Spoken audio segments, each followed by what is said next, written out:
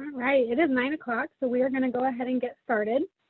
Welcome and good morning, everyone. This is Ashley O'Donnell, Clinical Quality Consultant with the Iowa Healthcare Collaborative. We also have Lana Comstock, Clinical Quality Consultant, and Lexi Hudacek, Support Specialist on the line to assist us today.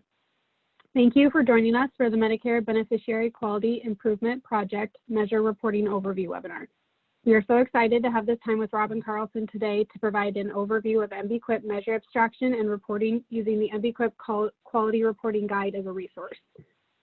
This training is for the Iowa Flex program. However, our network is comprised of both Iowa and South Dakota hospitals. So if there are any South Dakota hospitals on the line today, please let us know by typing in the chat who you are and what facility you are from. Robin is the Quality Reporting Specialist at Stratus Health, who has worked closely for the past 15 years with Minnesota critical access hospitals, providing education on measure specifications, clarifying data abstraction questions, assisting hospitals using the CMS Clinical Abstraction and Reporting tool, and supporting the process of data submission to the CMS Clinical Warehouse. With Minnesota Flex support, she developed and supported an inter-rater reliability and education process with 20 CAUs to help improve data collection and accuracy. Carlson worked with the University of Minnesota Rural Research Center to develop a data collection guide for the Emergency Department Transfer Communication Measure. As a member of the Rural Quality Improvement Technical Assistance Team, she now expands the work she has done in Minnesota to assist CAUs across the nation. She has helped develop an MBQIP Quality Reporting Guide and has a set of abstraction training videos to help those new to abstraction and reporting. Carlson received her degree in Health Information Management from the College of St. Scholastica in Duluth, Minnesota. Welcome, Robin, and we will let you turn it over. Okay, thank you. I am going to attempt to share my screen now.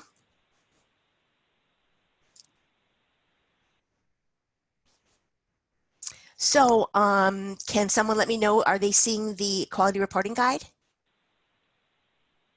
Yes, I see it, Robin. Okay, is it good size-wise? Is that okay? I think it looks great. If anyone is having issues seeing it, please feel free to type in the chat or raise your hand.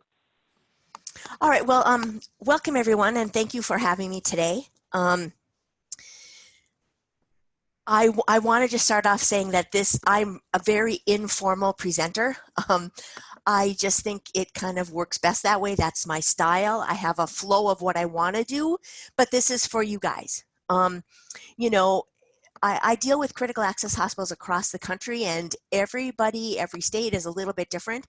But this, you know, this is for you. So I told Lexi and Ashley, at any time, if there are questions, I don't want to wait till a certain point or wait till the end.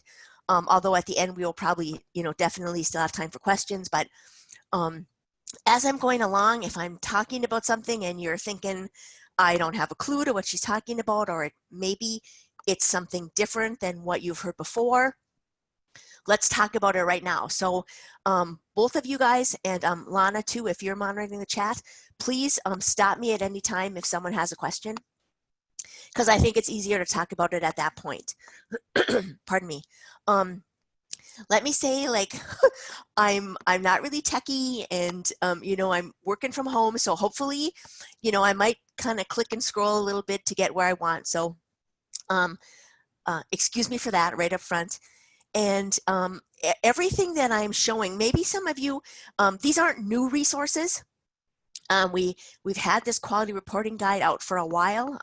It just gets updated as things change. But if you don't, if something looks new to you, or you maybe missed the link, Lexi and Ashley and they have the links to all of this, or at the end you can always let them know at any point if you missed it, and I can make sure that information gets out to them as well.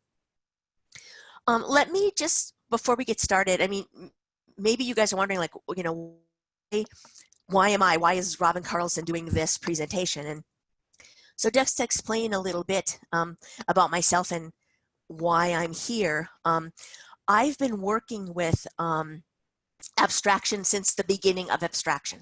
So if any of you guys are kind of long timers out there too, maybe that gives you an idea. But I work for Stratus Health, and we were, you know, the QIO when it was called the QIO, and then it was called the Quins, and whatever it's called now, but back in the very beginning of reporting, all hospitals had to report. And so I was always a part of that. And so my role now is part of the Rural Quality Improvement Technical Assistance Team. And I'll tell you a little bit that as we go along. But the plan really is to kind of go through this reporting guide, because it's really a step-by-step on how to abstract and submit the measures for that are part of the MBQIP program. So kind of a how to do it. So we're going to kind of go through along in there, and that's where all of the a lot of the links are. And maybe at the end we'll spend a little bit more time on the cart tool. I think some people have questions about that, and I have it installed on my screen so I can pull it up. And again, please at any time sort of stop me and let me know if I'm saying something that you're not sure of or if you have a question. So a little bit about this reporting guide and the program in general, in case you aren't even really sure like how it came about. This MBQIP program, the Medicare Beneficiary Quality Improvement Project, it's an activity under the Federal Office of Rural Health Policy. So if you ever see FORHP, that's what that stands for. So it isn't a CMS program, but it's the reason that they decided to use the measures that are part of the CMS inpatient outpatient program is because there wasn't they were established measures, and there was a way to submit them, a standardized way that everybody could submit the measures. So the reason, for any of you guys, again, who are like way back, maybe been in the hospitals for a long time and started abstracting at the beginning, when CMS came out with measures, everyone had to abstract. It didn't matter what kind of hospital you were. I think when it started, there wasn't even critical access hospitals. Everyone had to submit the data on the measures. But then, I'm not sure, maybe how long ago it was, maybe 10, whatever years ago, CMS kind of changed that. And they only made submission required for the PPS hospitals. The hospitals that got paid through the prospective payment system. They kind of left critical access hospitals and said, hey, it's voluntary if you guys want to submit. Well, we all know kind of what happens when things are voluntary, and especially if this is one of, 10 other things that you have to do in your job or whatever, the abstraction, the data submission from critical access hospitals really fell off. So then the Federal Office of Rural Health Policy realized that they weren't getting data from critical access hospitals anymore, or not much data. And so in an effort to get the hospitals to start submitting, abstraction became part of, the MBQIP became part of the Federal Office of Rural Health Policy for the flex coordinators and the flex offices. So what happened was, okay, they started that MBQIP program, and then they found out a lot of critical access hospitals didn't have information about abstraction. They weren't sure where to go. Some people who had never done it before all of a sudden didn't know how to sign up for QualityNet, didn't know anything about measures or manuals or anything like that. So FORHP thought we needed somebody to help them, to help the critical access, to help the flex coordinators, help the critical access hospitals with reporting. And that's how my team came to be, the Rural Quality Improvement Technical Assistance Team. So if you ever hear of ARKITA, that's us.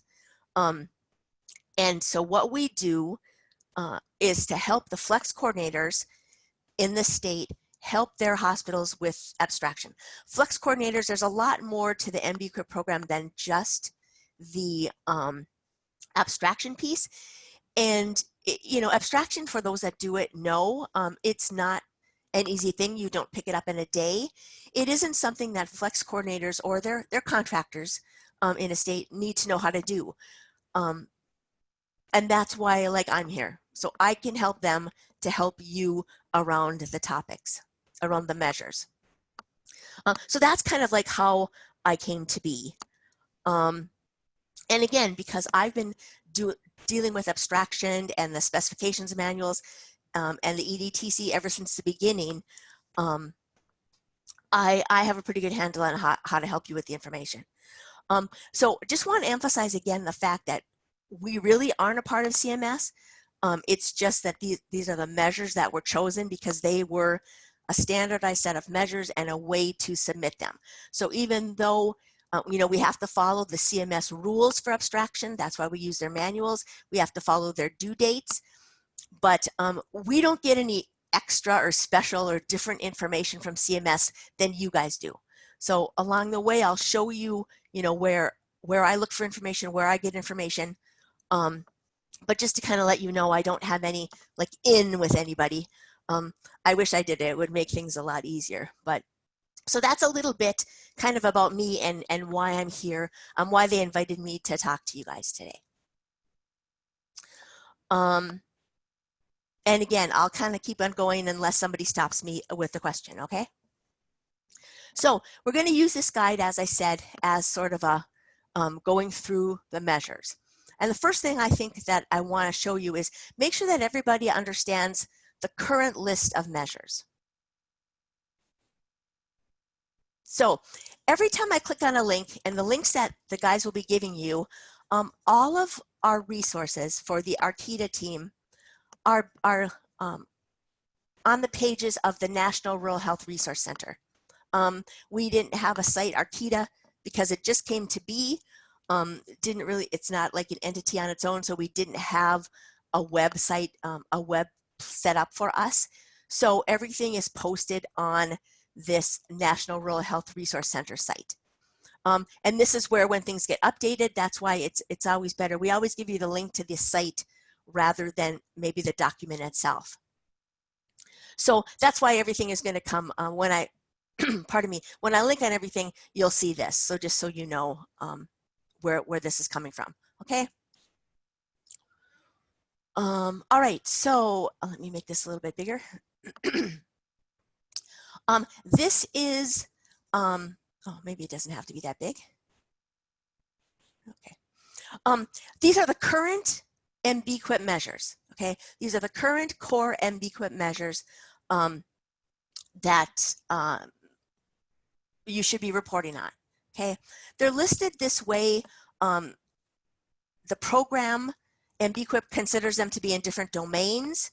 So if anybody's talking about domains to you ever, this is the patient safety inpatient, patient engagement, care transitions, and outpatient. So that's what they mean when they talk about the domains. Current measures right now are the influenza vaccination coverage among healthcare personnel. It's usually referred to as HCP. Okay. It used to be OP27 as well, but CMS decided to remove that measure from their list of outpatient measures. So it was called OP27, excuse me, when it was an outpatient measure, but CMS removed it from the outpatients and just left it in the inpatient. And that's where it gets the HCP. It was always the same measure. How you submitted it and how you collected it was the same, whether you called it HCP or OP27. But CMS just does those kind of things to get everybody confused. So you're probably not going to see OP27 anymore. It's HCP. The IMM3, again, just so we can be confusing, that's how the measure is listed on Hospital Compare. So if you're ever looking out on Hospital Compare and you think, well, I don't see, what we've done for HCP, on Hospital Compare, it's listed as IMM3. So that's the influenza vaccination coverage among healthcare personnel, and that's submitted to NHSN, the National Healthcare Safety Network. The other measure there is antibiotic stewardship. Right now, for the MBQIP program, to say that you have submitted that measure, the only thing that is required is that there is an annual facility survey that has to be submitted by all hospitals that are part of NHSN. Every year they have to do this survey. In that survey, there are several questions regarding your hospital's antibiotic stewardship program. At this point, again, the fact that you have done the survey and answered those questions would meet the requirement for this measure for MBQIP. At this point, it didn't matter whether you answered the questions as yes or no. Now, I can see very in the future that that's going to change. I mean, it might all of a sudden, the program might get more into that measure and want to make sure that there are yes answers, or I think also some of the questions in the survey have changed around that. So there could be some change about what would meet the requirements for this measure. But at this point, it's just that you fill out that survey and answer those questions. And then the other measure under the inpatient patient safety was the CMS measure, ED2. And you'll notice the asterisk because ED2 was removed by CMS following submission of Q4 2019 data. So that is no longer a measure. So right now, as of this time, for the MBQIP program, there are no CMS inpatient chart abstracted measures to enter on. The only chart abstracted measure that's left is sepsis. And if you're submitting on that, great. But as of this time, it's not part of one of the measures in the MBQIP program. So we won't be talking about sepsis today. So again, fine if you're doing it, but it's not part of the program for MBQIP at this point. Under the patient engagement, that's the HCAP survey. We really won't talk much about that. Most facilities have a vendor that does that survey for them. It's not, we're really kind of talking about the chart abstracted measures in this presentation today. Under care transitions, these are the EDTC, the Emergency Department Transfer Communication Measures. Hopefully everybody was aware that, we really changed, we cut down on the number of data elements, and that started with the first quarter of 2020 data submission. These are not CMS measures. So this data doesn't get submitted to CMS. It has like that different route. And we'll talk a little bit more, maybe a lot more about these measures when we get to the EDTC part in the reporting guide. I just want to make sure there still seems to be maybe a lot of confusion around what the population is and that stuff. So, if you have any questions around that, we will get to that point for sure. And then you've got your outpatient domain, so the outpatient measures, and they kind of keep getting smaller as well. For any of you guys who've been doing this for a long time, you'll know that we did have chest pain measures. Way back in the day, there were pneumonia measures. But when CMS removes a measure, the program, MBQIP program, really has to remove it as well. Because as I talked about in the beginning, the way you submit the measure is through QualityNet, through CMS. And then CMS gets the data to the Federal Office of Rural Health Policy. And then it gets in the MBQIP reports that get out to you guys. So if CMS removes the measure and it can no longer be submitted to the QualityNet warehouse, then because that's how this program gets its information, we have to remove it as well, unless we came up with a different way to submit that data. And that hasn't happened with any of these measures. So CMS removes it, it gets removed from this program as well. So right now there's just for outpatient, there's the AMI measure set, and there's the two measures with that, OP2 and 3, you can see what those are. And then there's the ED measure set, that's OP18. And then OP22, which is the measure that just gets submitted yearly, patients that left without being seen by a provider. So right now, if you are an abstractor for MBQIP, the only chart abstracting that you have to do is really around the EDTC measures and then the outpatient, AMI, and ED throughput. There is a second page to this. These are what the program calls additional MBQIP measures. So it could be something that maybe your state has decided to work on, or you as a hospital are interested in and want to work on these, but they're not part of the core measure measure set. So we're not going to talk about these today. Anyone have any questions about the measures? All right, I'll go on. So again, the purpose of this guide really is to help the flex coordinators, give them an idea of the process around abstraction and submitting, and to help you guys with like really the links to, if you're brand new, how do I even start with this? So we've got this list of key resources, and there's a couple I just want to point out to everyone. We talked about the MBQIP measures, so you'll see that one. That's the same as where I showed you up above. I want to show you the MBQIP data submission deadlines.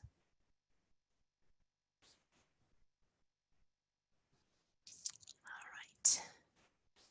Make this a little bit bigger so everybody can see. Oh, sorry, might be too big. Okay. These are the current, this is the information through Q3 of 2020. The current, here's your current list of measures, where they're reported to, the domain where they're reported to, and the encounter period and the due date.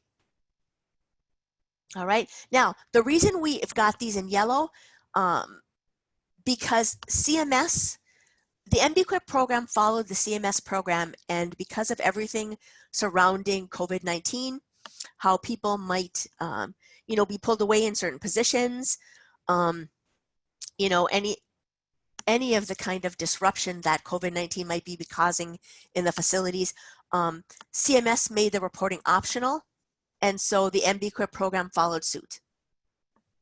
Now, we say optional, okay, and I mean, I think we know what that means, but it's very, you know, it's, if you can, I mean, it's really, really recommended that you submit if you can, because there is no going back. Okay, CMS did not extend due dates. The due dates are what they are. The due dates are as they're listed here. Now, let me say maybe instead of the 1st, it could be maybe the 2nd or the 3rd, instead of the 15th, it may be the 16th. CMS, all of a sudden, it always used to be outpatient on the 1st, inpatient on the 15th. But I don't know if it was a couple quarters ago, CMS looked and thought, oh, that falls on a weekend. If that falls on a weekend, they gave people through till the next business day to submit. But I've kind of made the decision, and my teammates at Arquita agreed, it's a lot easier to remember the 1st and the 15th, the 1st and the 15th. Because we all know that we can procrastinate a little bit, and if you think you got a couple more days, you know, maybe you'll wait to that last minute. But this way, if you're thinking it's the 15th and maybe it's the 16th or the 17th, you'll get things in. And if you have any problems, maybe you'll have a day or two to get it straightened up before the due date. So we're sticking with the 1st and the 15th days on here. So as of now, these are the periods that they have made optional, everything in yellow. But again, remember, there is no going back. So if you miss a due date, you miss that quarter on any of the measures, there won't be any data for you on those measures. There's no submitting at another time. Any questions around that? Okay. And you'll notice, again, we still have some asterisks. It's every time we put out or we update one of these resources, CMS will change something. So we try to catch everything. And at the time we put this out, ED2 was still part. But again, you'll notice that now you don't have to submit on that anymore.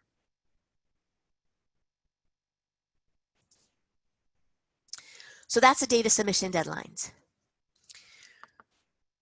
I would like to take a minute to look at the CMS QualityNet homepage. Okay, now For some of you guys who have maybe been doing this for a while, or even within the last couple of years, you'll notice how this page has kind of really changed its look. I think it looks really great, and for maybe people who haven't looked at it before, it's good. But for those of us who've been doing it for a while, it looks so different. It was hard for people to find things. So I wanted to show you where to find the couple of things that we use a lot as far as abstraction. So how to find the specifications manuals and how to find the CART tool. So I want to show you a couple of things with that. So if you're looking for outpatient information, you're going to click on the outpatient box.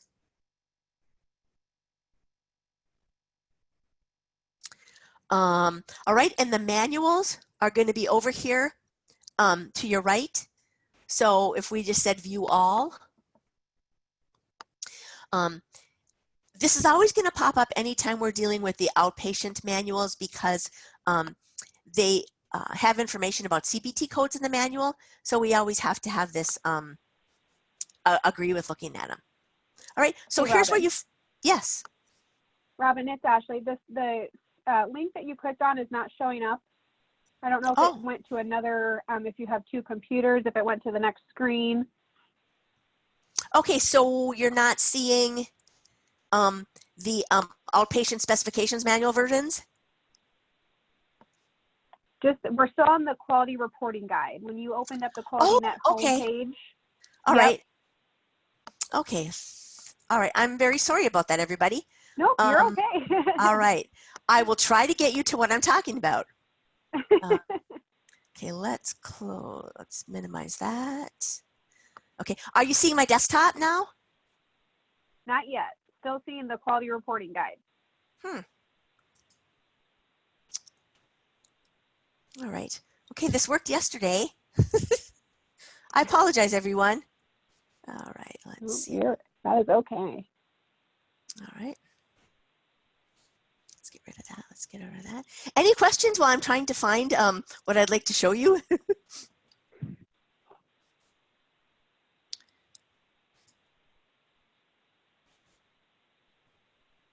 What about now? I am still seeing the quality reporting guide. Wow. Okay. Okay, all right, we're gonna be radical here. I'm gonna try to get out of that. Okay. All right.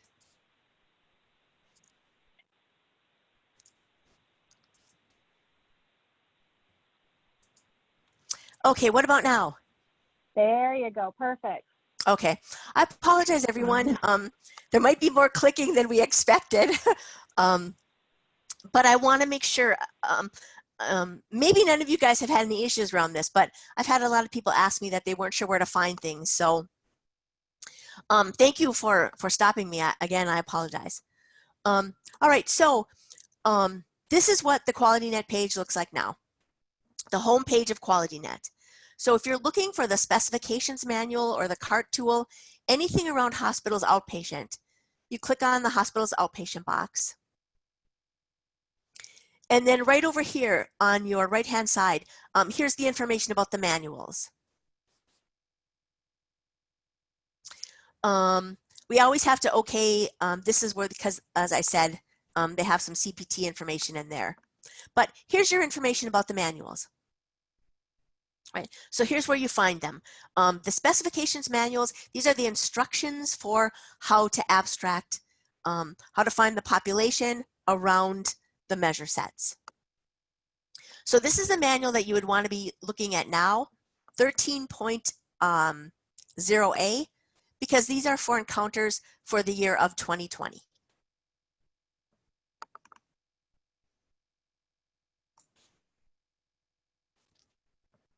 Okay, now if we wanted to find the CART tool information, we clicked on that box, hospitals outpatient. That's going to be under data management.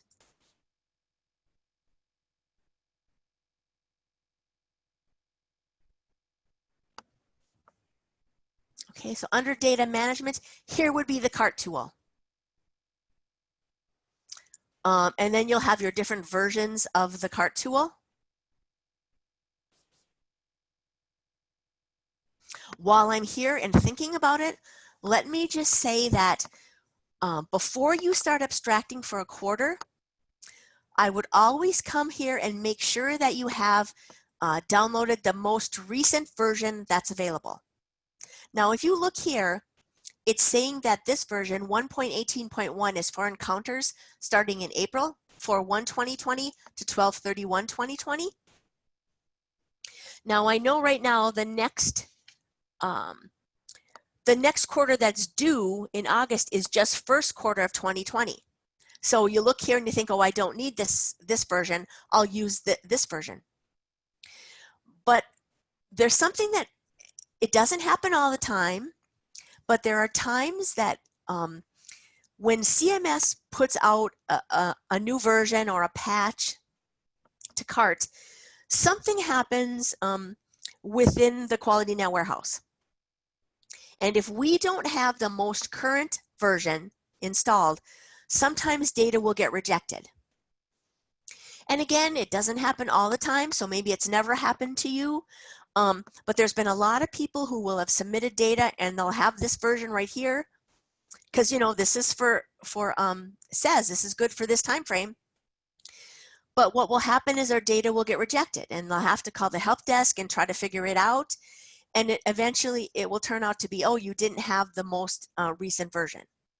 So before you're abstracting, if you use the CART tool, I would always make sure to check here and see if you have the most recent version.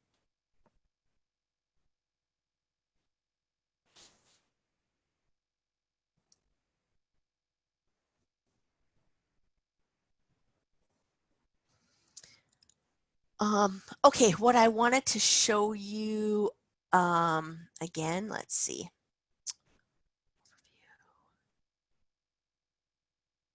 Okay, I'm going to go back to the beginning. Outpatient overview. Under data management, again, some people like to use a paper tool. Maybe they don't want to, if they're entering the data themselves, don't want to do it right into CART. Here's where you would find the paper tool for CART. Under Abstraction Resources.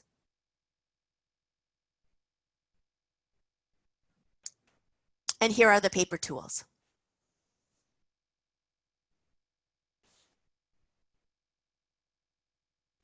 Okay, so those are where you find like the CART resources and the manuals. If you were doing inpatient measures, you find them the same way. Just click on the hospital's inpatient box. The other thing I want to show you here is this is where you're going to subscribe to email updates. This is how CMS lets everyone know what's happening.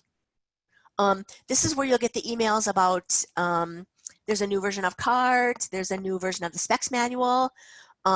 This is where you're going to get information around HARP, having a HARP account. The different hospital quality reportings. Now, I have to tell you, this changed. I was looking at this yesterday. As of today, they kind of changed what this site looks like. So what you would want to do is put your name and your email, and you would want to sign up for, you want to know about this HARP information because that is going to be the way that you have to log in to the secure site to submit your data.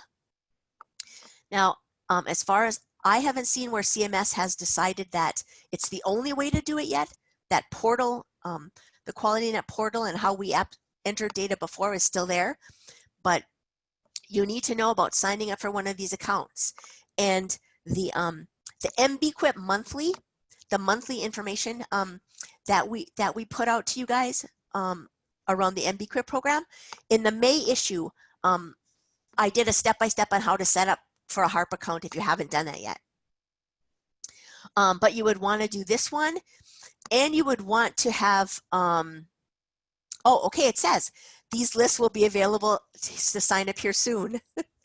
Oh, I'm sorry, but this is where you're going to come because you want to find, for sure you want to sign up for hospital quality reporting, anything around that. You want to do outpatient quality reporting. When this site gets further established, where you want to sign up for that information.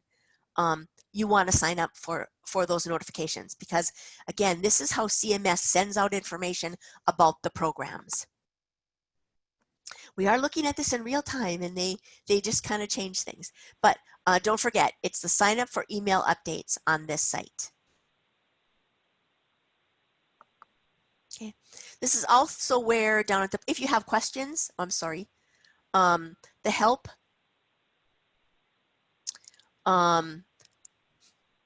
so the QualityNet support desk, their site, if you have any questions, here's some like training guides about the portal. Click on help and it will be some of their resources for questions.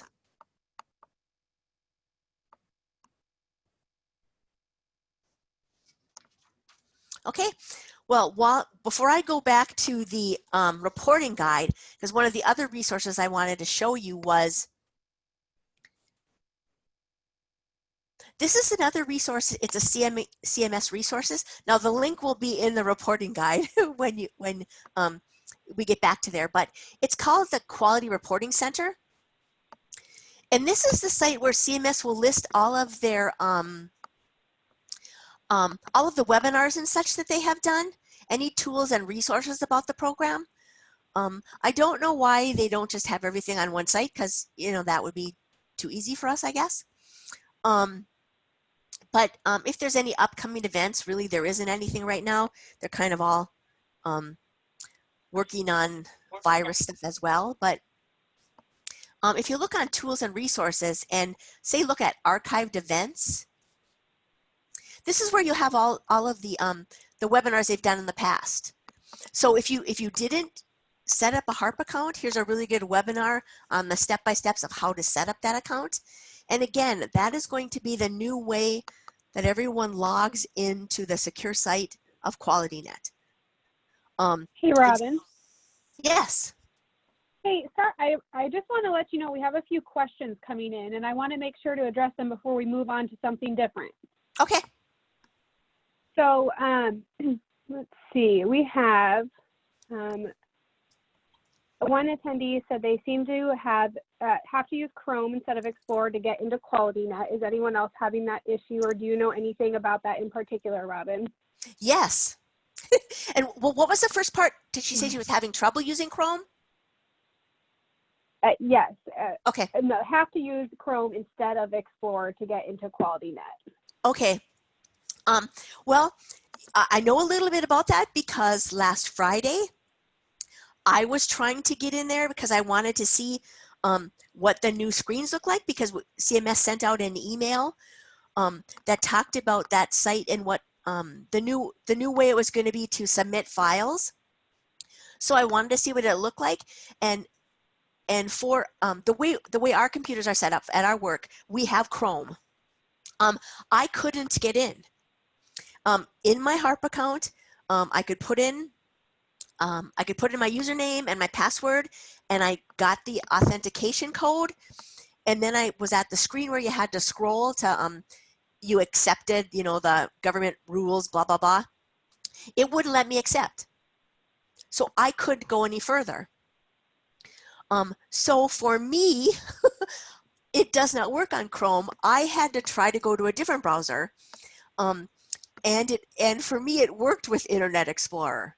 So now I have found no information from CMS anywhere on this.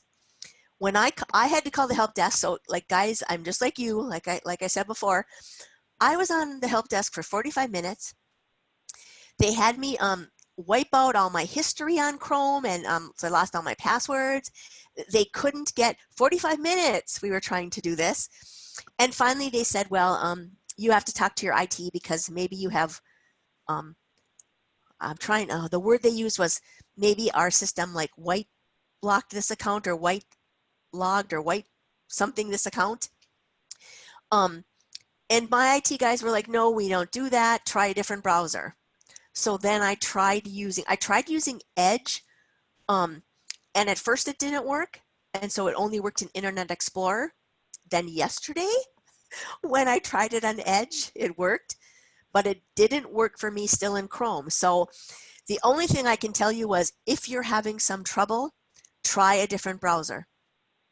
And unfortunately, nothing that I have looked at regarding HARP information tells you that you might have trouble with this browser, try a different browser. But from personal experience and the person who asked the question, and thank you for that, you might have to try a different browser. All right, thank you. And then we have another question asking, can you walk through how to upload your files? Tanya has been having issues with this. Yeah, I'm sorry I can't because I don't have access. I'm not a hospital. So when I log into the secure site, I don't have all those options that you guys do.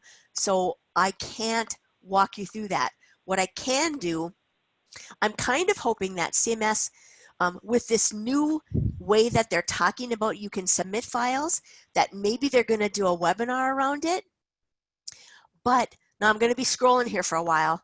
But actually it's in the link is in the reporting guide as well. The report, there's an archived presentation that CMS did around CART. And they did a step-by-step on showing how to do, I want to say like it's in March of 2017 or 18. It's old, but nothing had changed. So that presentation will give you, it has a PowerPoint there if you can't listen to the presentation, but it gives you a good step-by-step, but how to submit your files. And I apologize, I can't pull up the links to show you, so I really can't do it.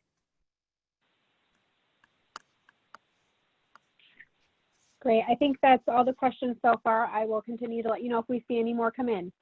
Okay, thanks for that.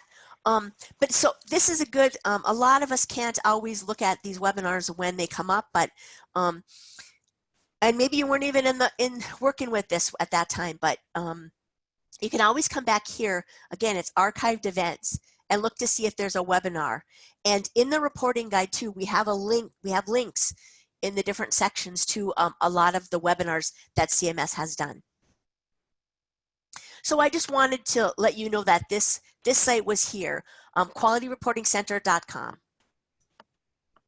Okay, now I'm going to attempt to get us back to the reporting guide. So forgive me for doing this. Okay, I want to share my screen. I want to share this. I'm talking to myself, sorry about that. Okay, can you see the reporting guide? Yep, we can see it. Okay, all right. Okay, thanks for your patience, everybody. I'm going to scroll down to where we were.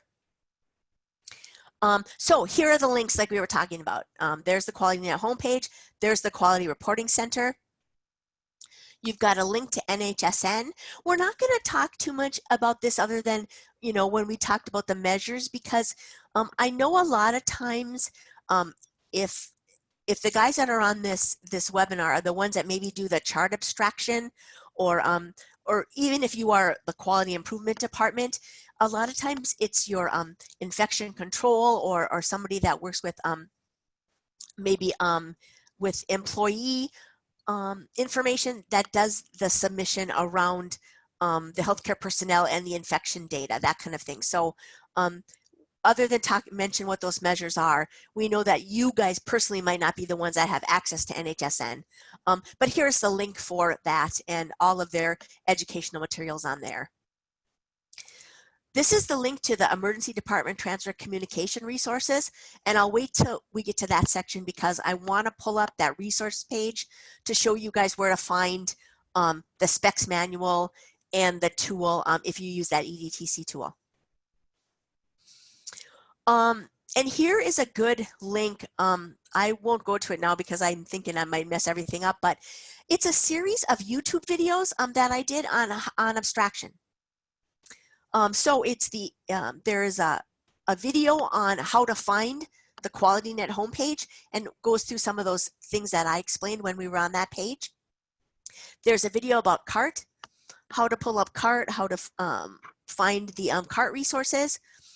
And then there's a video on the AMI abstraction, how to determine what your population is, the data element questions, you know, how to abstract for AMI, and then there's one on the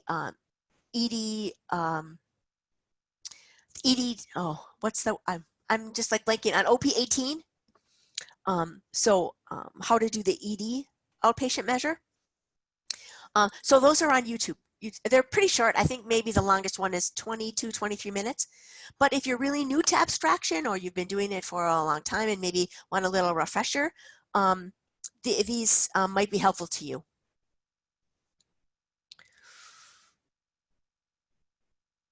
Okay, we have this. Any other questions right now?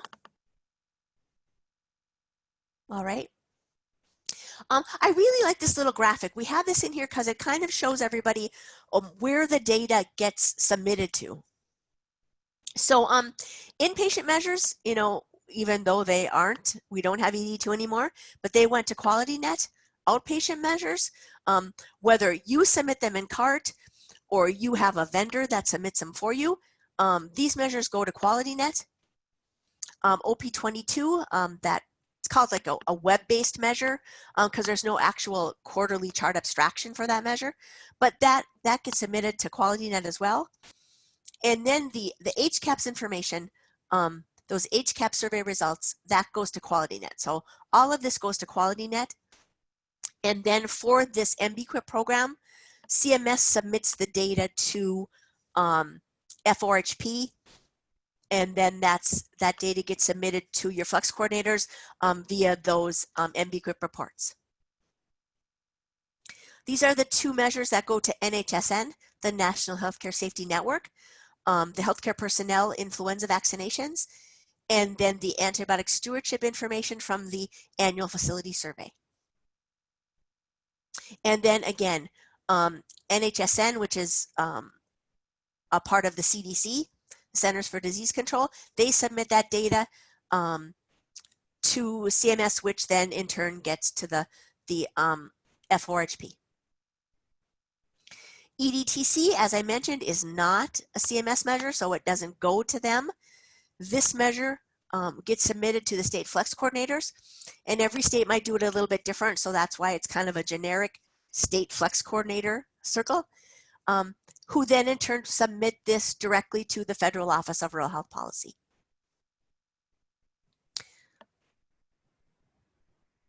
All right. Okay, now this is kind of the general, you know, hey, I'm all of a sudden I have to do this. Maybe our hospital never reported before. Very beginning steps. We start with the beginning steps, and I'm not going to really spend a lot of time on this, just to show you it's here. So very first thing that you have to do, and let me just say, you guys, again, as you'll kind of maybe, you know, my surprise with when I looked at that one page in the site and it looked different. This is, as of right now, the most current information. When we find out things have changed, you know, then we update the manuals and we let you guys know, either through the monthly or your flex coordinators, hey, manuals have been updated because CMS changed something, or there was a measure change, or there was a site change, whatever. But you know, this is as current as we have it right now. Excuse me. So we tried to, again, in this guide, I always put links. If there were different videos, maybe they were done by CMS or maybe they were done by me. But anything that could maybe help you with how to do it. Everybody learns differently. Some people like to look at videos, or some people just want the presentation. We tried to give you all the information that was available on how to do this. So first thing for people,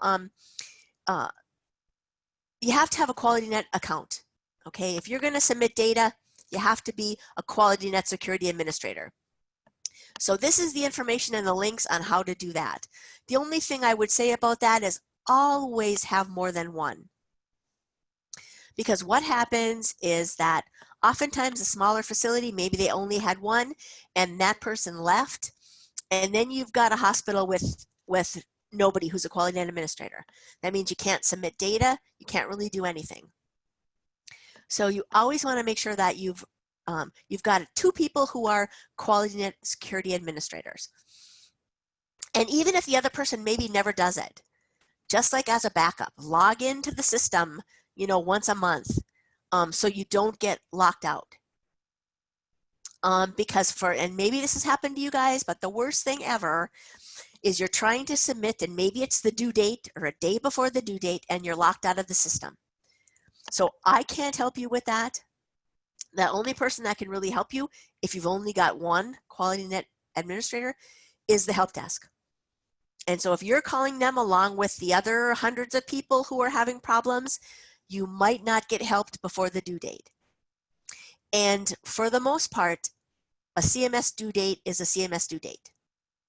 They don't really care if you've been on hold for QualityNet or QualityNet says they're going to get back to you, because their basic thought is don't wait until the last minute, and you shouldn't have waited till the last minute anyway. So they don't really make any exceptions.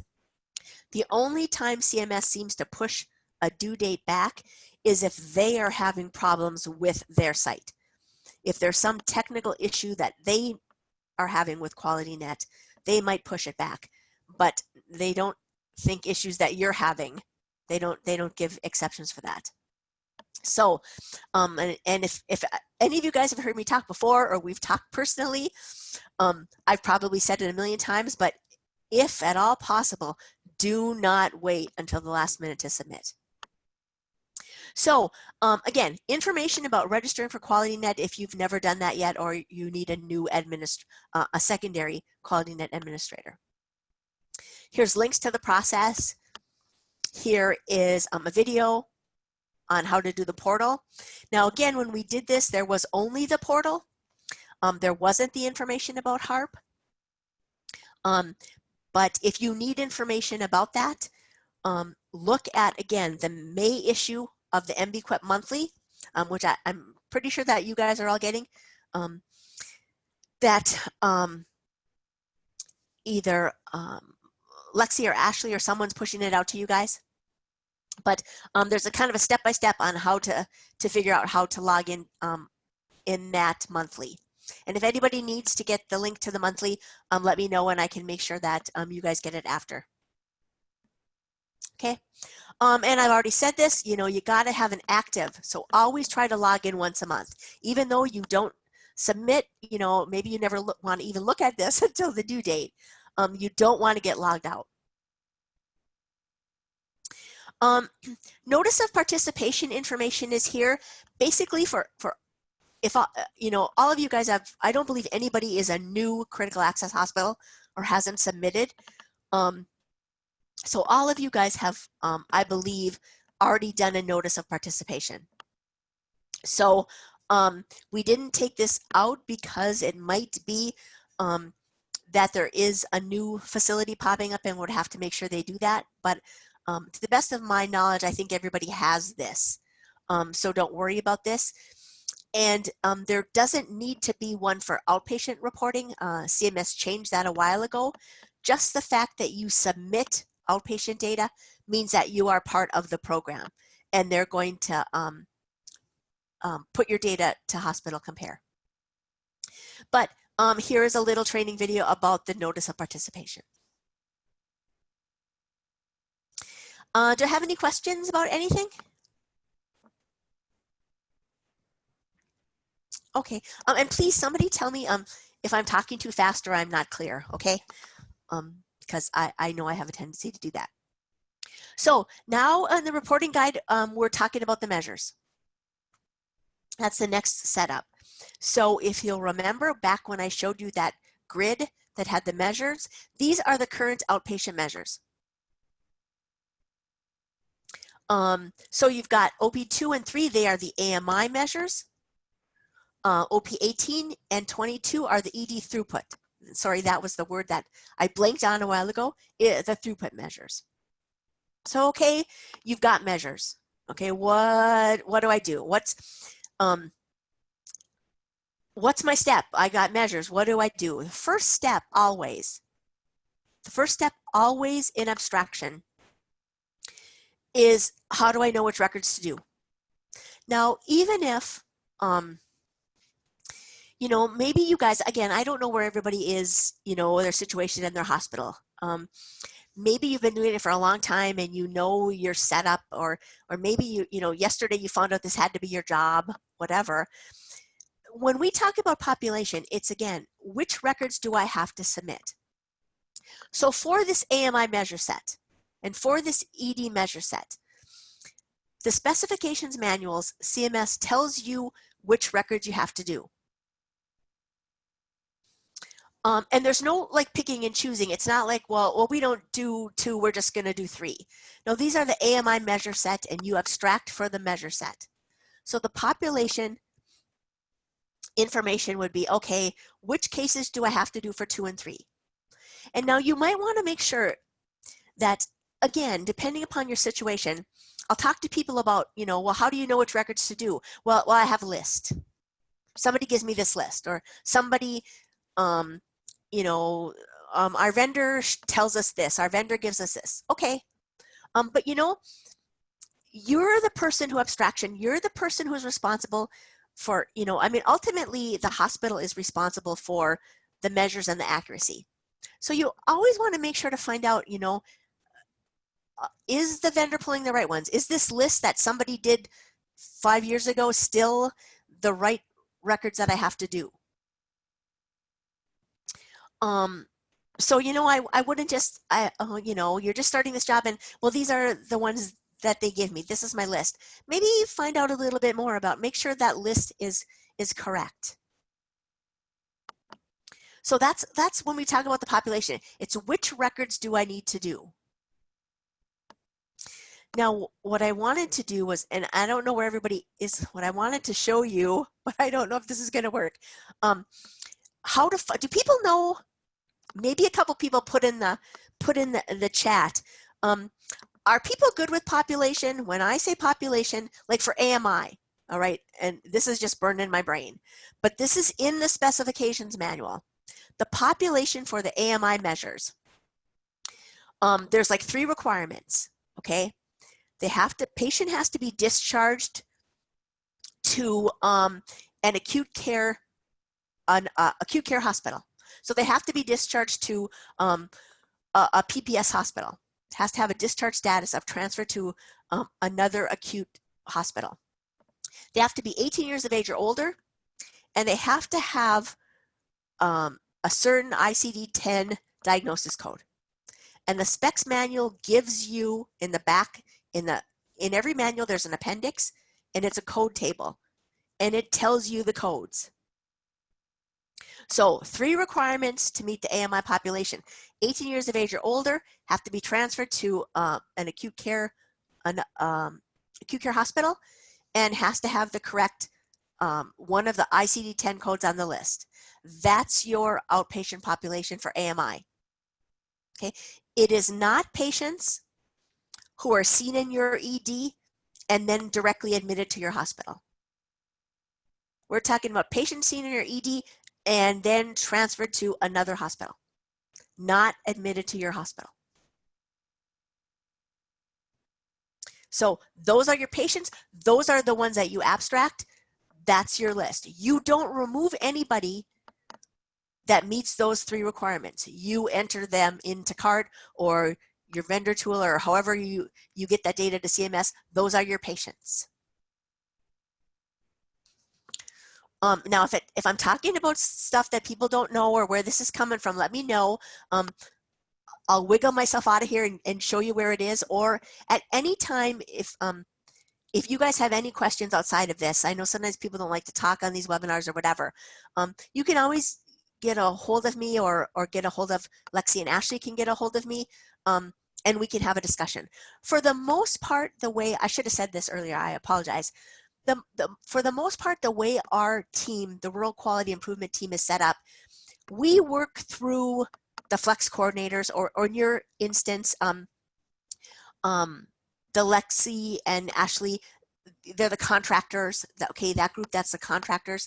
We work with them to work with you guys, because there's like I don't know, maybe 1,300 or so critical access hospitals. And people think I can't talk to everyone. I would rather, sometimes it's easier, but we can't do it that way. So that's kind of how we work through those guys. But I will always talk to hospitals on an individual basis, because sometimes it's hard to be the middle person. You know, if I'm talking to Ashley and saying, you ask Ashley a question and she'll give it to me, and then I'll have more questions, and then, you know, Ashley will get back to you, and, you know, so on and forth. Sometimes it's easier, I'll just say, hey, you know, Ashley, can I talk to the hospital? So I always just want to, you know, I get in a little bit of trouble saying that, but sometimes it's easier for just us to just talk one-on-one, and I don't have an issue with that. So if I'm ever Robin, we have a few questions that came in while you're. Okay, good. Perfect. All right. So one comment, showing would be great. And I think you're, Joanne, I think you're referring to the manuals. And then also we have a question from Kathy. If I accidentally enter an abstraction that does not meet the exact criteria, will CART pull it out when doing the file submission into QualityNet? Let me answer that second one. If you're entering into CART and you've picked maybe a case that doesn't fit, maybe it wasn't the right ICD code, or it didn't have the right discharge status, CART will stop you. It won't let you go any further. It will give you an error message. So it gets stopped really before, sometimes it gets stopped before it even goes to the warehouse.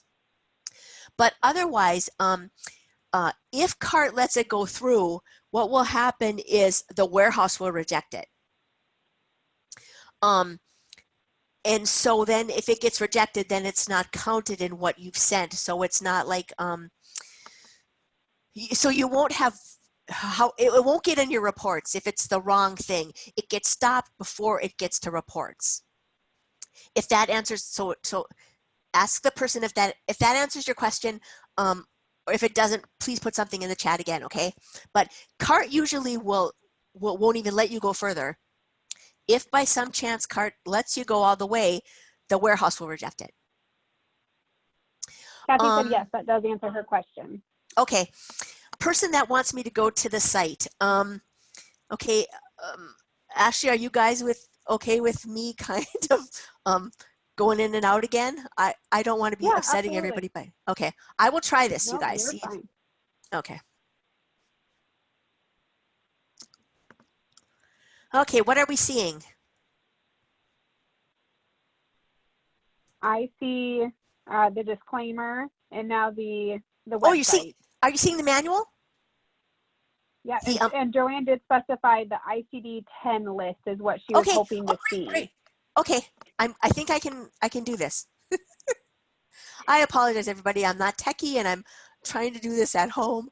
All right, I'm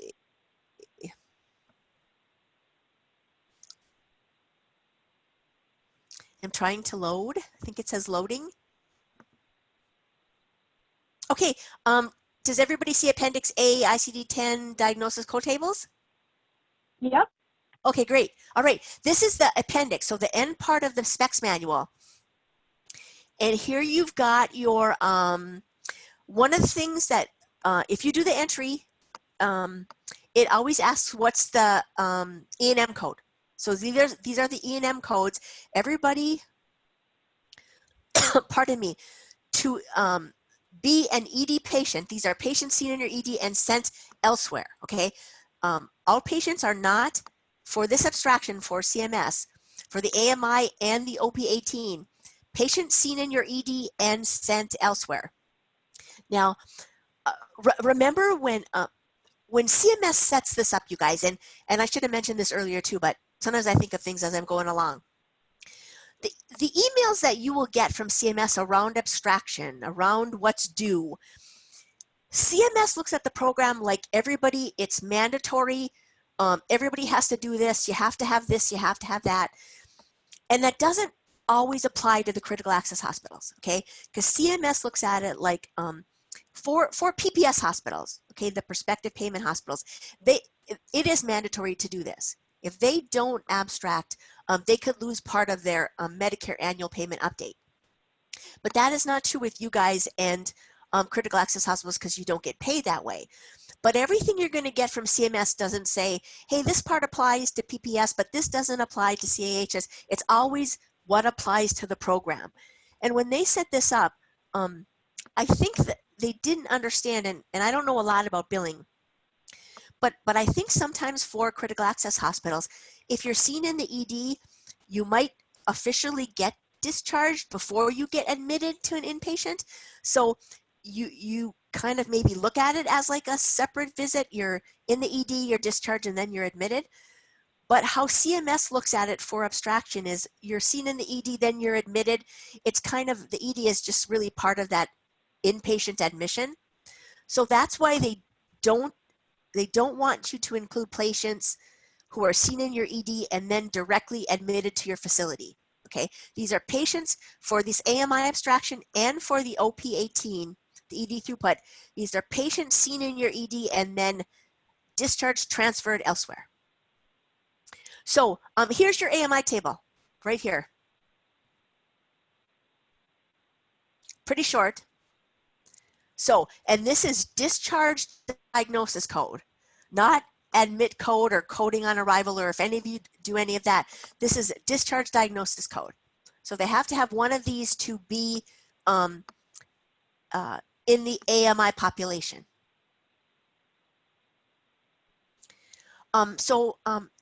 If that person will let us know if that helps her.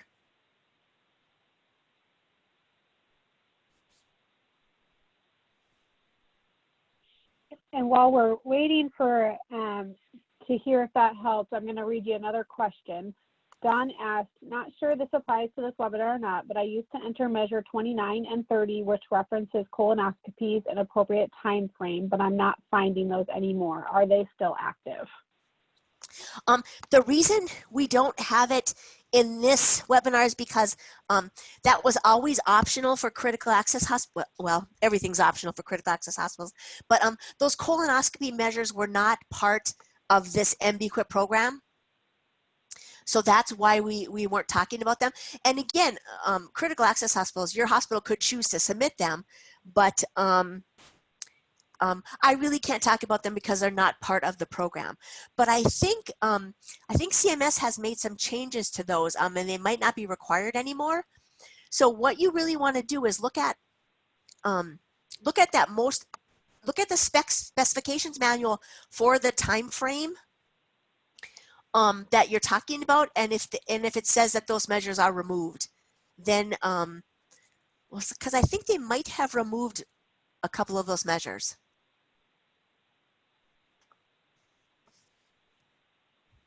Great. And also the ICD-10 list that you showed was great. So thank you for that. Okay. And great, please stop me as we're going along for any questions around that. Okay, so population, that was the population for the AMI measures. Your population for your OP18, median time from ED arrival to ED departure for ED discharge ED patients, your population is anyone that was seen in your ED and had one of those E&M codes. So pretty much everybody who was seen in your ED. The only people it would not apply to are those patients who are seen in your ED and admitted. So this could be the one where you might have a lot of cases that fit in a quarter.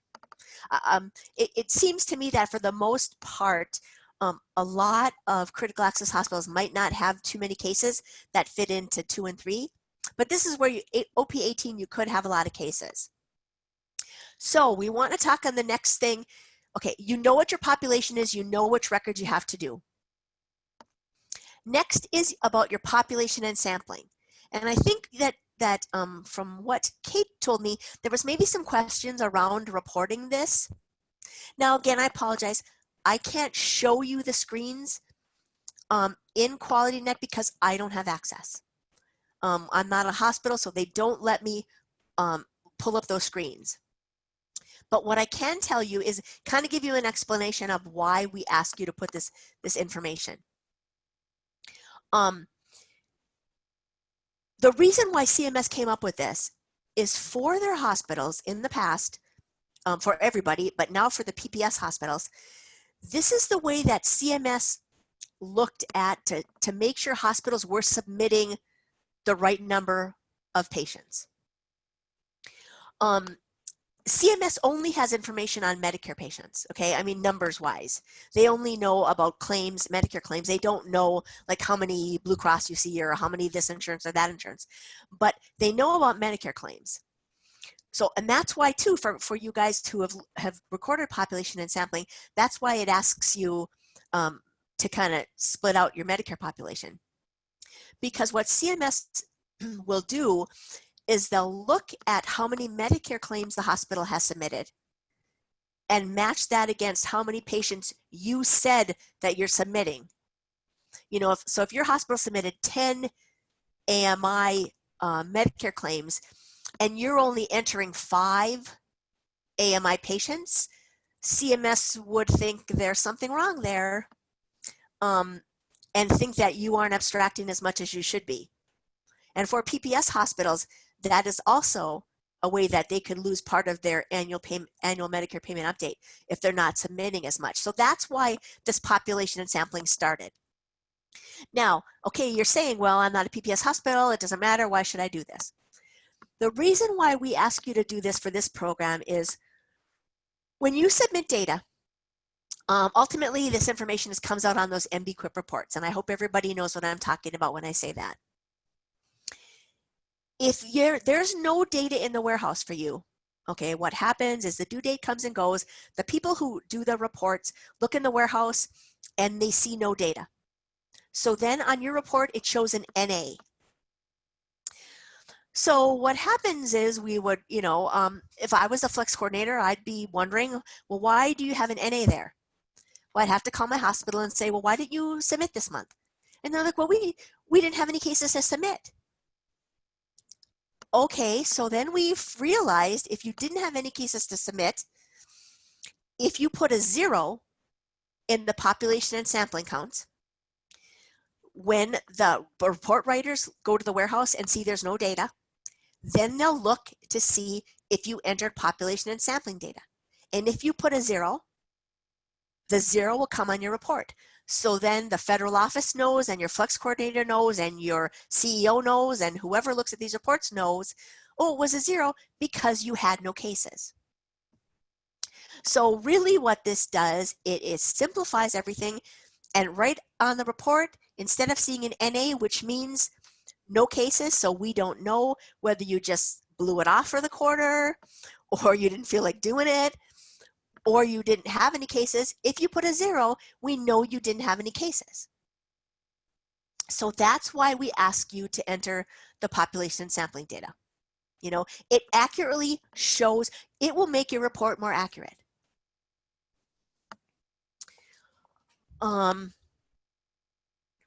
So there is a section in the manual, in the specifications manual, that's on population and sampling.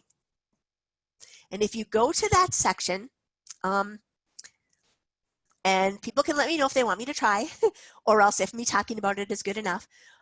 You go to that section and there's tables, and you look for the measure set that you're looking. There's a table for AMI 2 and 3, and it will give you your sampling counts. If you have, you know, greater than 800 for a quarter, you have to submit this much. If you have, you know, it gives you the count. Now, again, for the most part, critical access hospitals have to do all of their AMI cases because your numbers just aren't that big. It's for the ED population, and I know in my head it's table 3. In that population and sampling section, I think it's around 900 cases. If you have 900 and less, it's a certain sample size, and then if you have greater than 900, it's a certain sample size. That might be where you can sample. Now, you don't have to sample at all.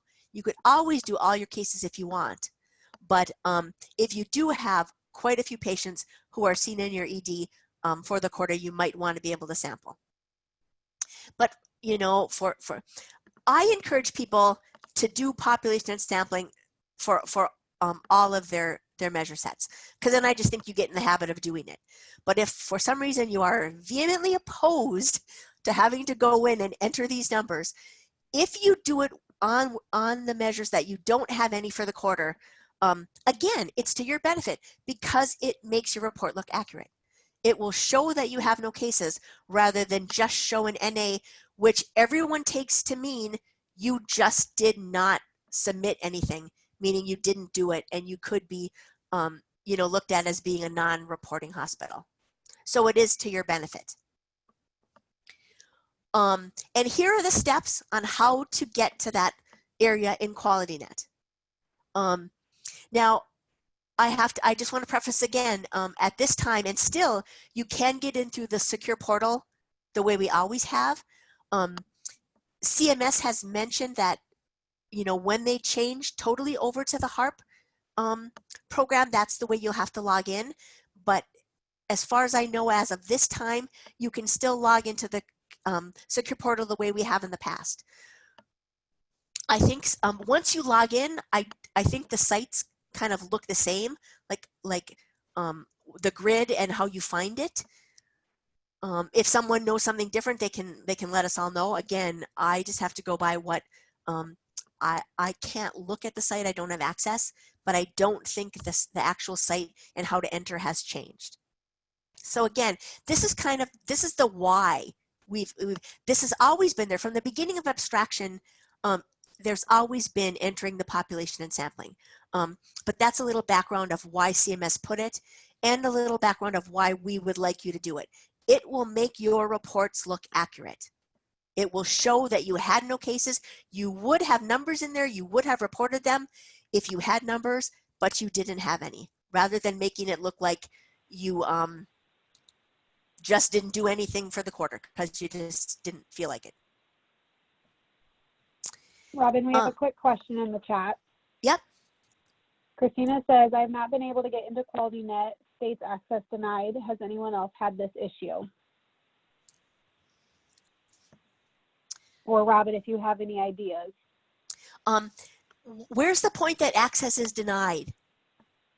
Could you, or totally trying to, I don't think I've heard that, but if it truly says access denied, you're going to have to call the help desk. They will have to help you with that. Thank you. Mm-hmm. Okay, don't mean to keep on and on about that, but I know people have issues around, people were wondering why we even bothered with that. It is to your benefit. I would rather put in a 0 than have to have someone call me and ask or treat me like I didn't submit. Okay, so steps on how to do it. Log in here, choose this, click on this. For some people maybe think, oh, do you have to be so simplistic? I try to do it the way, I'm sorry, I'm like the lowest common denominator, you guys. So when I made this, I tried to do it in the way that worked for me. And I needed to know, click on this, do this or whatever. So I tried to do it thinking about how it would work for me. So hopefully it will work for you guys as well. Okay,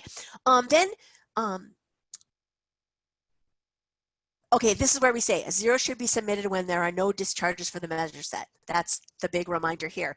If it's when you go in there, there's going to be the stroke. Besides the AMI measure set, the ED throughput, there's also the stroke measure set.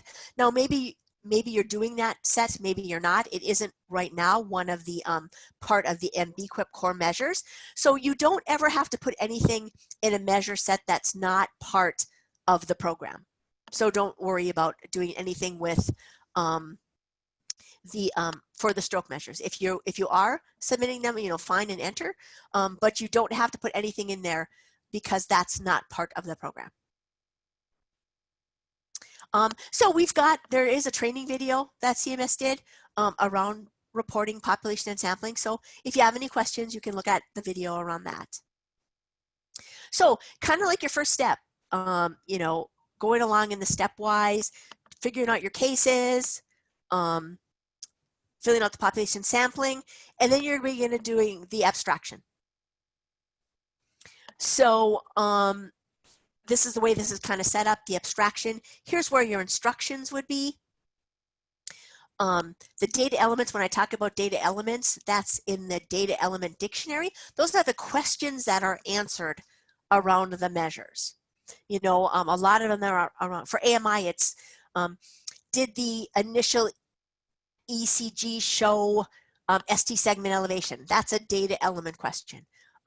Data element questions for ED throughput are going to be around time of arrival, time of discharge. Those are data element questions. That's the questions that get abstracted and then submitted to figure out how you're doing on that measure. And that's really the training videos go in depth into how do we abstract these data elements, okay? Let me just kind of, what I want to say about this, you guys, is there are people more and more who, you know, back when I first started, back in the olden days where there was barely an electronic health record, everything was, we looked at a record and we entered it, you know, into CART. We looked at a paper tool and entered into CART. Now that there's an electronic health record, there still are a lot of people who they look at the EHR and they enter the record into CART or a vendor tool if you've got a vendor who submits for you. Now there are some places where maybe they're the IT person at the hospital, or maybe you're part of a system and somebody's developed a program so they pull data out of your EHR and maybe it gets entered right into CART, or they submit it to QualityNet. A lot of different ways how things can work. What I want to say to you is this: you're still responsible, or your hospital, for the accuracy of that data. And maybe this was done before you even came to your job, okay? And oh, I don't have to chart abstract that because that just gets downloaded for me, or that one's always that's answered for me. So I just have to look at the you know, the initial ECG or whatever. But you're responsible for the accuracy of those other things, especially when it comes to looking for times. Not so much dates, but times. And so you really want to make sure that if this information is getting downloaded for you, is it the right information? Did someone pick the right data field to pull that from?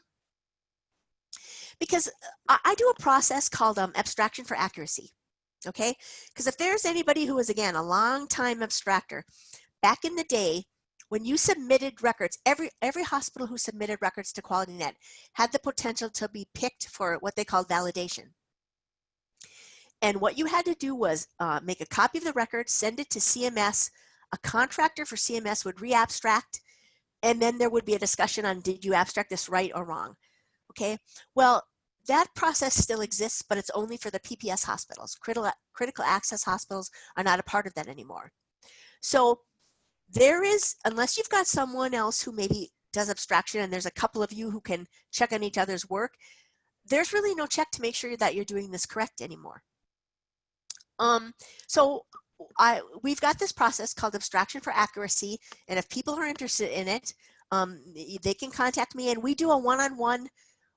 Basically, I, again, get a copy of your record and I abstract it and I see what I pick and what you pick, and then we have a discussion. And in doing this, I have found out that there are a lot of people who have no idea where their data came from, because I'm abstracted and I'm looking at what they've got and I'm looking at what I put, and I have to just say, well, where did you get that from? Oh, that gets downloaded for me. You know, I don't know. Well, I'm looking at the medical record and I don't see that time anywhere. So, you know, what is this really the time the patient arrived? Or I had a record I looked at, and you know, their EHR, they gave me a copy of their EHR. There were 5 arrival times. Now we all know that, you know, a person can only arrive at one time. So these 5 different arrival times, which one is the right one? Okay. I mean, so this is your responsibility to check if this stuff gets downloaded for you, or even if you were chart abstracting, like I was chart abstracting that, I had 5 arrival times. So when we had our conference, I said, I've got 5 arrival times. Which one is really when they arrived? You know, which is the one? Look at the data element and see, what do we want for that? You know, arrival time is the time the patient arrived at your facility. The first earliest time the patient arrived. So you've got 5 times here. Which one is the time the patient, the earliest time of arrival? Which one is right? I mean, you know, who's entering this stuff? So, you know, even if you've got this stuff downloaded for you, you know, this is about how your facility is looking on these measures. The percentages or the times. This data gets out to Hospital Compare now. You know, this is where everybody can look and see how you're looking. You know, do you have a good time? Do you have a terrible time? Is it because stuff is being pulled right? Is it being abstracted right? Okay, I think a lot of people, and hey, I get it. Again, I know everybody has a million things they have to do. So if there's something that just can be downloaded for me and I don't have to do it, woo, I'm thrilled. Okay, but is it right? I just think that's gotten forgotten. And I think people need to remember that, because it could be making your hospital look worse than it should be. So there's my little lecture about that, sorry. But if you are not sure about how to abstract, if you're not sure on the data elements, these abstraction training video sessions goes through that data element level. And they're done by me. So they're pretty much just like how I'm talking to you right now. Okay. Anybody has any questions about that, you can always let me know.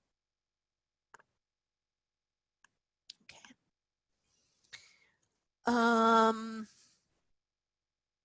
Okay, and there is a video about how to find CART, you know, where to find it. This is, oh, and this is really great with for the person who asked me about having trouble around submitting their files. This this video looks pretty long, but I want to say about halfway through, it talks about how to submit your secure files, and it really goes step by step with screenshots. So I think this is a really good presentation if you're having trouble with that. Now, I'm saying that, and I'm also knowing it looks like CMS might change that and make that easier, but I haven't seen instructions around that. So whenever we find out that there's more new instructions or that, we'll try to put it in our MBQIP monthly to make sure that you guys know there's new resources out there. And that's also why you want to make sure you sign up for those CMS listservs that I mentioned at the beginning, because those will show you, those will give you information about, hey, we've got a webinar coming up, or we've got a resource on this or that. Okay, so really that's the steps around abstraction. And if there's something that I didn't touch on or you want some more information, I think these links to the different webinars or training videos will help. Then you've got, it's called the web-based measure, OP22. It's not chart abstracted. OP22 is patients that left without being seen by a provider. Okay. And you collected that information for the year prior. So this year, it was due May 15th for information from 2019. And CMS doesn't really give you instructions. I mean, it doesn't tell you where to look for that information. The specs manual will show you what data they want, but the assumption, for lack of a better word, is that your hospital would keep track of patients who came into the ED and signed into the ED, registered, but then left without being seen by a provider. Now that is not AMA, okay? Because AMA is left against medical advice. If you did that, you were seen by a provider. You're leaving against their advice. These are patients who leave before being seen by a provider. And in that specs manual, it kind of defines provider for you, in case you have a question around that. Okay. If you didn't submit it for 2019, the due date was May 15th, and so you will not be able to submit now again until in 2021 for the year 2020.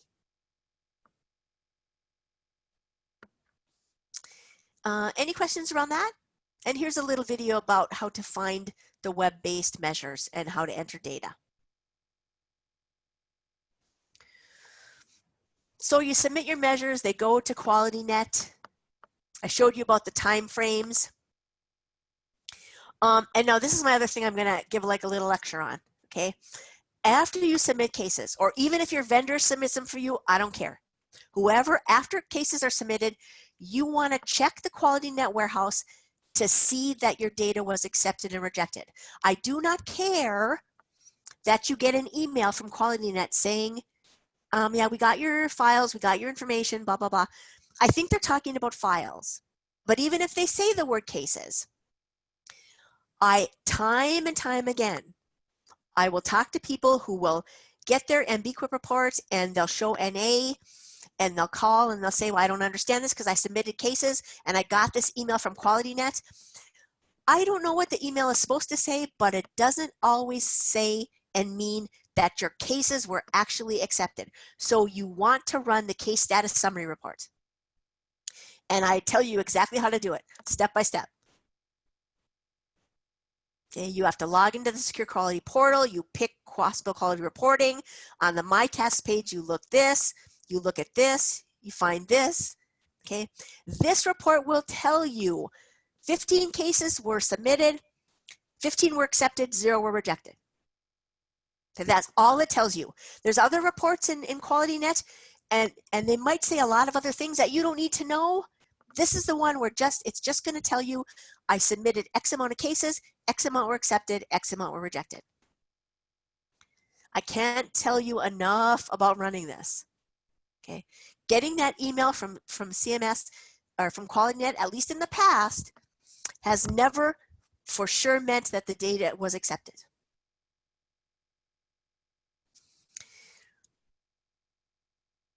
Okay, so it tells you how to view, you run it up here, there's the steps, here's how you view it. And if it would show some cases have been rejected, then you run the submission detail report. I tell you how to run that report. That will show you why those cases were rejected. And then again, you don't want to wait right before the due date to submit and check, because you want to do it in enough time. If you have some rejected, you can correct the errors. Okay. And once the due date is passed, no further data will be accepted for the quarter. So that's really the beginning to the end of doing those outpatient measures. Any questions?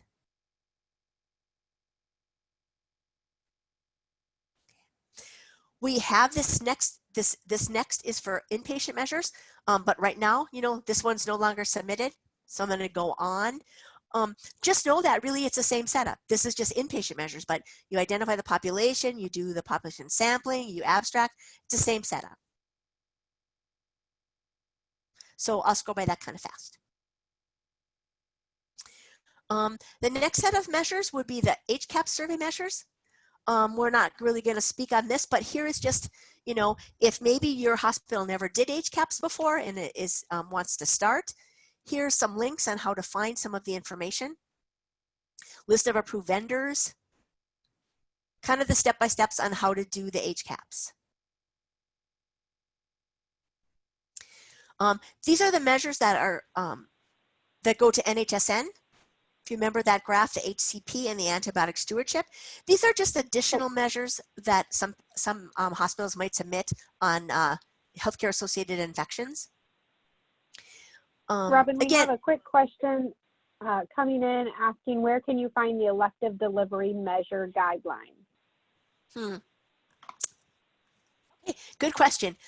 Even though it is a CMS measure, sorry, I'm going to scroll back, people. Even though it is a CMS measure, in the specs manual, CMS gives you no information other than a link to the Joint Commission instructions. So all of that information is, you can look at this link to find the information on the Joint Commission manual. Right, and then we also have a question, what about structural measures? The only structural measure right now that's part of the program is that OP22. And there was that information back here on how to, oh, sorry guys, I'm scrolling again.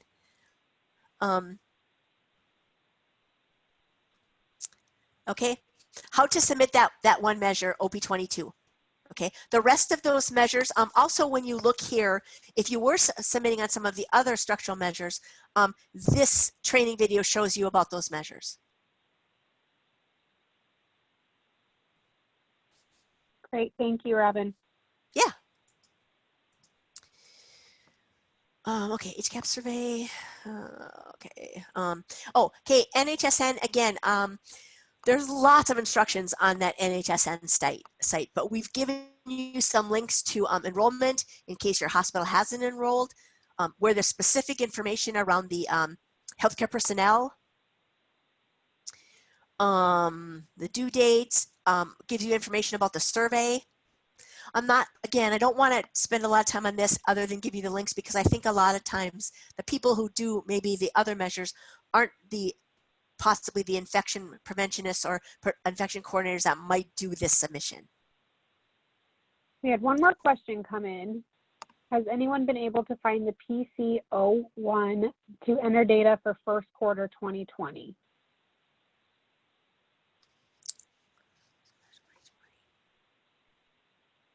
So that person is trying to enter it but doesn't have the information. I haven't heard that. Well, sometimes with that, it's due in August. It might be sometimes, no, I think that they're doing some work on the screens, and it might be that they're doing some work on that and they're not ready for you to enter that data yet. So you can either, unless somebody else has a better answer, and I apologize, just because again, I don't have access to the screens, you could check with QualityNet or maybe wait, because it isn't due till, it wouldn't be due till August 15th. So it might be that it's not ready for you to enter yet, or check with QualityNet.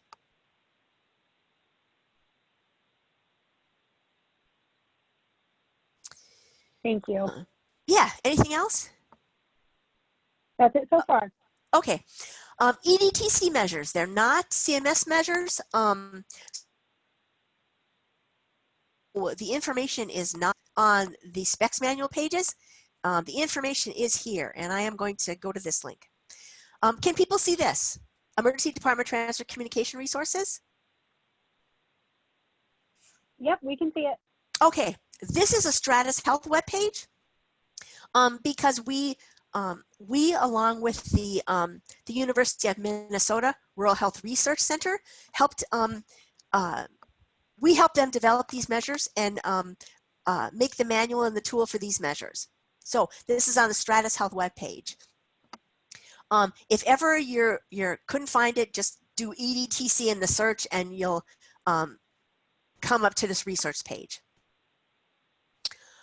So you've got a manual, you've got frequently asked questions.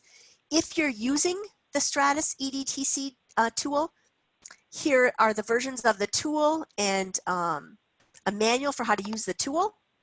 And here's a couple of recorded sessions. I did a recording on the specifications manual, and then Laura from our office did a recording on how to use the tool. So everything is on this site. I want to open up and look at the manual for a second. Is everybody seeing the data specs manual? Yep, we see it. Okay.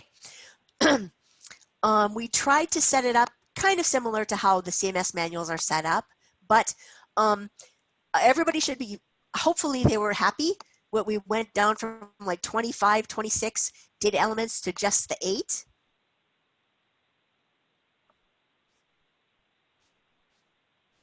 A little bit of background around the measure. It puzzles me a lot of times, this measure. This is a little Robin note.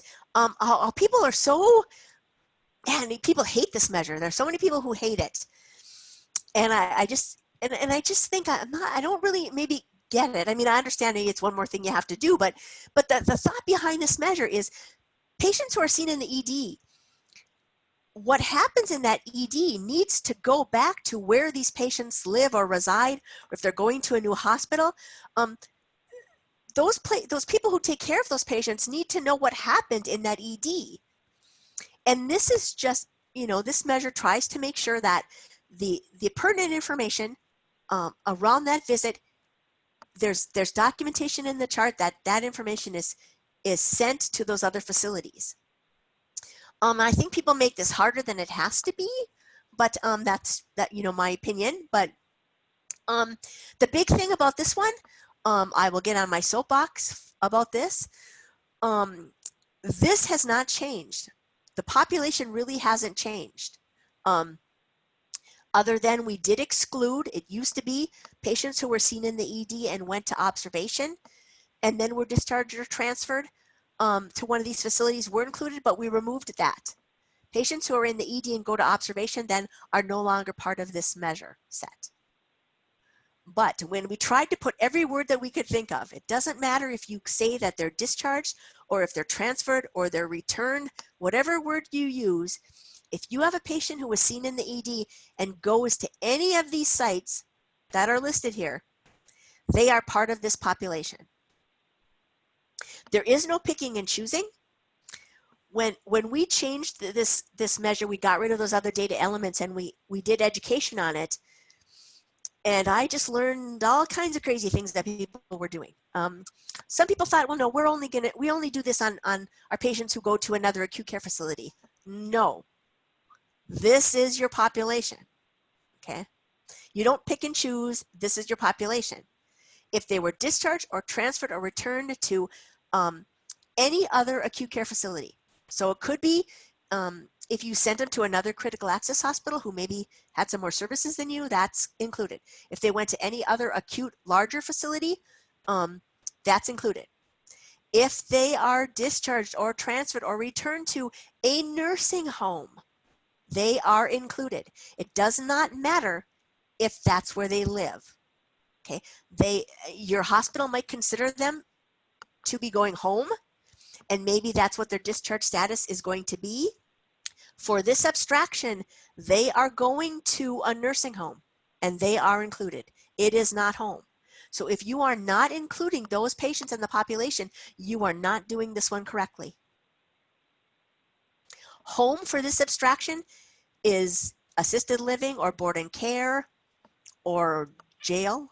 we kind of took these from the CMS, but home is not going to a nursing home. So these are your patients that should be included, all right? Not just transfers to other acute care. Sorry, we do have a few questions, so I figured we would discuss them really quick here. Christina asked, are these the same as what is entered into the HIN data? Christina, yes, these elements are entered into the HIN database and they are used for the MBQIP data. And then Leslie asked, where can we find the list of discharge codes, acute, nursing home, law enforcement, etc.? Okay, there's no, would you read that again, please? The list of codes? Is that what she says? Yep, and yep, where can we find the list of discharge codes, acute, nursing home, law enforcement, etc.? Okay, we don't have a list of codes, okay? Because abstraction, even for the CMS abstraction, using their discharge codes, we don't put numbers with that anymore because we stopped matching up with billing. So this is where you as a person at the hospital is going to have to check on that because we don't give you codes. We only give you the facilities. So I don't know if, if your home is 01, but that's what you've put for people going back to the nursing home, you can't use 01 because then you're going to miss people who should be in the nursing home. So we only just give you the facilities. We don't give you code numbers. Leslie followed up with, when we enter them into the CART tool, there has to be a code associated with their discharge. Maybe facility is the word I'm looking for. Okay, well, and definitely in CART, because yeah, CART asks you for a code, but there is a code, there is a narrative attached to that, okay? We don't do that in this population and sampling, okay? Before you enter anything into like the EDTC tool, you need to know the facility, not a code. And I can't be more specific, sorry, about the tool, because not every state uses the same tool. Everybody should be using these instructions. There should be no difference on how you do it, but I can't really get into the specifics because, like as someone mentioned here, they enter into something with the HIN, but that is not the same everywhere. So all I can tell you is these are the facilities these patients are going to that should be included in the population. All right, thanks. And then Joanne just wrote, the inclusions here match the CART tool other than they include a list of what is included with other. Right, we tried to do that. We tried to match it up so people wouldn't, it wouldn't be so difficult. But I just know that around that home is where people have problems because a lot of hospitals will consider a patient to be discharged home if they reside in the nursing home. And you cannot do this for that. If you have a patient who lives in a nursing home, they come to your ED, they go back to the nursing home, they are going to an other healthcare facility and they should be included. Thanks, Robin. Yeah. Other thing I want to mention, some people have had some questions around the sample size. You could have a ton of cases, depending upon how many people you see in your ED. The sample size for this is a minimum of 45. Okay, you can certainly do all of your cases that would fit in any of these inclusions, but we say the minimum is 45. Now, if you don't see 45, then you just do the number that you have. Okay, we've had some people who thought at some point they could only do 45, but no, that is not correct. You can do 50, you can do 100, you can do however many you want. The minimum is 45. So those are the things I wanted to highlight. Oh, what we mean by sent. Okay, a lot of people have questions around that. We need to have documentation in that ED visit that these data elements were sent to the facility. Okay, so it could be documentation that a hard copy was sent directly with the patient, or there could be narrative that this was faxed, or if you have an EHR, okay, it has to be where it's entered into the system and it's immediately available at the receiving site. Okay, so this is what sent means.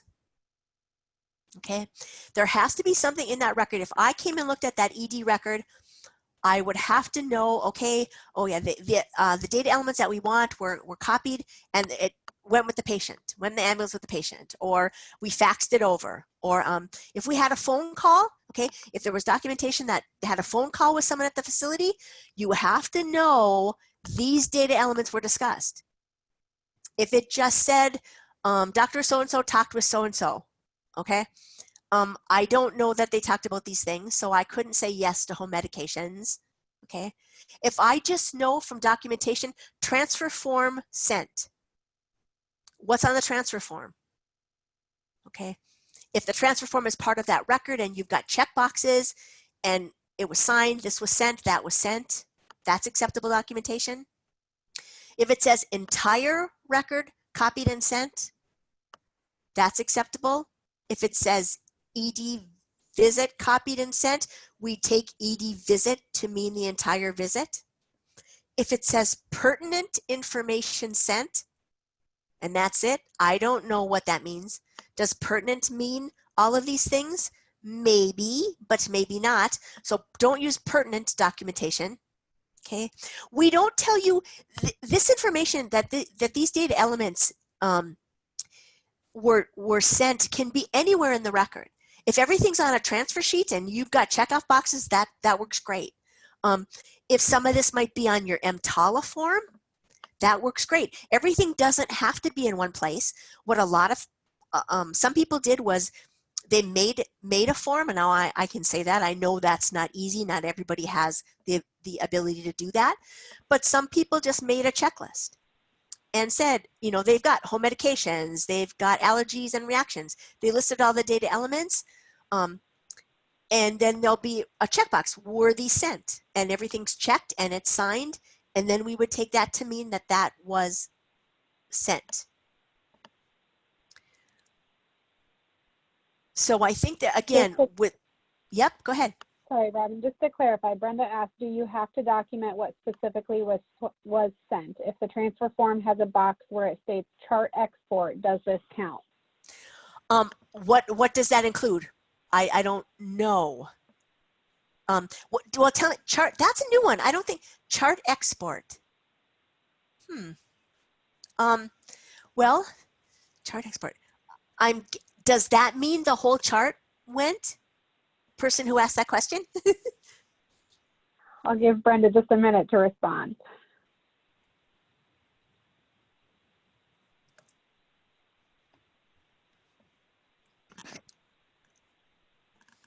And if she doesn't get a chance, we can maybe talk about that outside. I can get a little bit more information or something.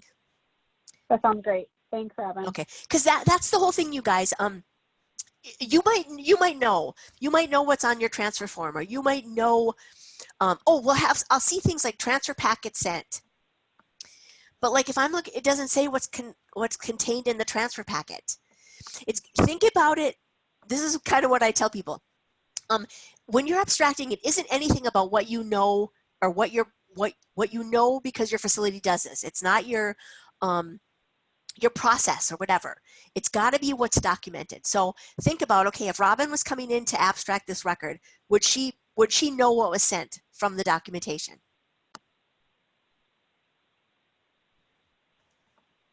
I mean, it might be scary to think that I would be coming in, but you know, the purpose behind that is like, it's that everybody should be able to do this and abstract correctly in the same way from the documentation that's there. But it can truly be as simple as, you know, there's 8 data elements. If you've got those 8 data elements listed on a transfer sheet and it's check, check, check, check, they were sent, that's okay. It doesn't have to be a lot more than that.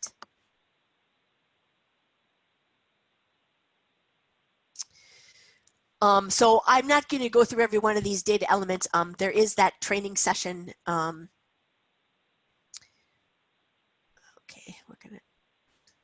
Okay, yeah, we've got some frequently asked questions, and there is the training video on that if you need some more information around that.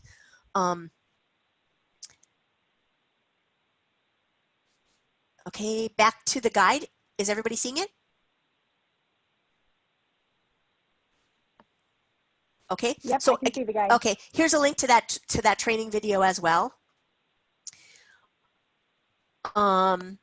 And again, everybody submits their data a little bit differently, so we just say, you know, you talk with your flex profile or your state flex officer on how that gets submitted.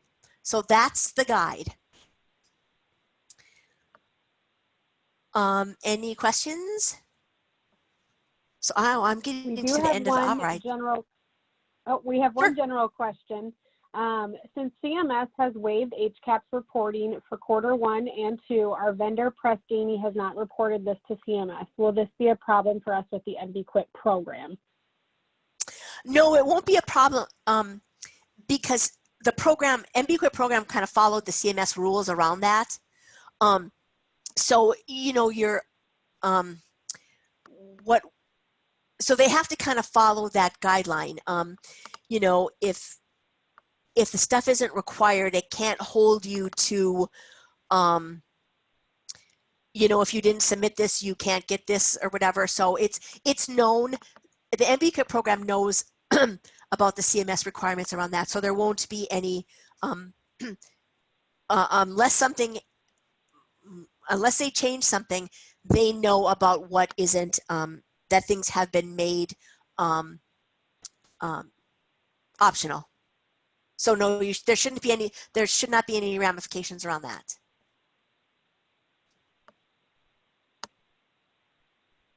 All right, we'll leave a few more minutes. If anyone has any questions, feel free to type them into the chat. One thing I want to show you quick, if I can. Let me see how, I wanted to show you about the CART tool. Okay, let's see if I can do this. I want to get to, I don't want that. Okay. I wanted to get to my desktop, but ask questions if people have them. I want to show people how they can, if they're not sure which version of CART they have. Can you guys see me trying to log into the CART tool? Yep. Okay. And again, if you got questions, write them. I just want to show you something on here. And I thought this would be the easiest way. I'm logging into Outpatient CART. And I use a pretty easy ID. If I forget the ID, I'm in trouble. Oh, and let me say, guys, CART has a bad rap. And a lot of people hate it. And I will say, again, I don't have to submit the data. So, and maybe that's the area where the problem is. But if you forget your password, that's not really CART's fault. Okay? I mean, sometimes that's user error. All right? Actually, always that's user error. You can't blame CART because you forgot your password. Okay, so I'm logging in. Okay, always going to ask you to do this. All right, I'm in. I have no idea what version I have. Okay, this is where you find out. Click on the help, about quality management, and then this will pop up. It will tell you I've got version 4.2, 4.1 for inpatient. I have version 1.18 for outpatient. So if you're ever not sure, this is the first thing I would do before I was going to abstract. I'd see which version I'd have. Then I'd go back to that site where CART was to make sure I had the most recent version.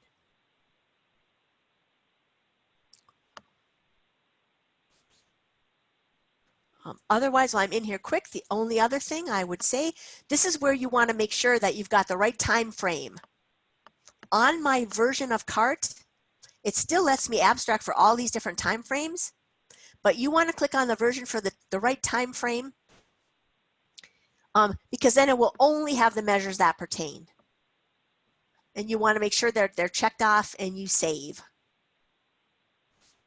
Okay, I have this checked off. If you're not doing stroke, don't check it off. If you have it checked, fine. This just lets CART know you're going to submit on these measures, that you're going to enter data on these measures.